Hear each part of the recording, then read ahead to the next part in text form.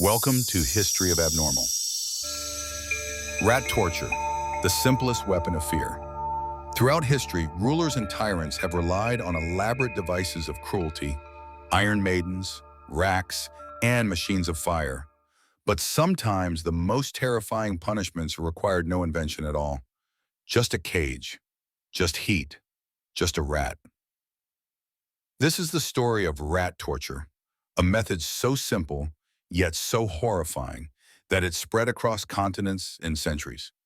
It is a story about fear, about survival, and about the strange power of imagination. And before this story ends, you will understand why this crude method became more than a punishment. It became a symbol of control, of authority, and of the lengths to which humans will go to dominate each other. Unlike the elaborate bronze bull of ancient Sicily, rat torture required nothing more than what was already at hand. A prisoner would be restrained. A cage or a bucket was strapped against their stomach or chest. Inside, a rat, hungry, frightened, desperate. Then came the fire, heat applied to the outer surface of the trap. At first, the rat would scratch and claw against the metal, trying to escape the rising warmth. But as the heat grew unbearable, instinct took over. Rats are survivors. They will do anything to find a way out. And with no exit above, the only path was down, into the flesh of the prisoner. But here is the chilling truth. The real power wasn't in what the rat did. It was in what the victim believed it would do.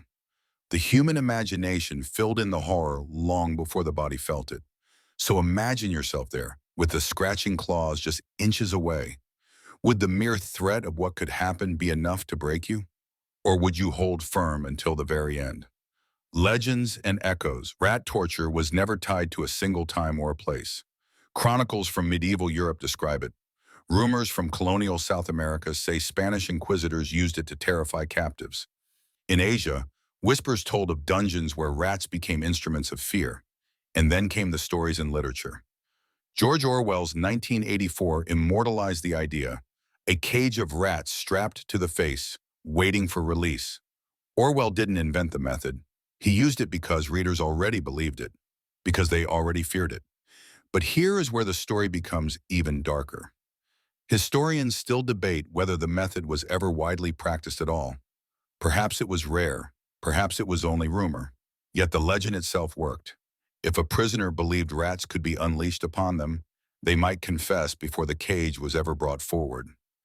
That is the terrifying secret. Sometimes you don't need the torture itself, you only need the story.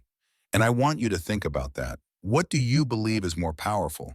The reality of pain, or the fear of what might come next? Why rats? To understand why this story endured, you must think like the people who told it. Rats symbolize disease, plague, filth, and survival at any cost. In medieval Europe, they were the face of the Black Death. To imagine being consumed by such creatures was more than pain.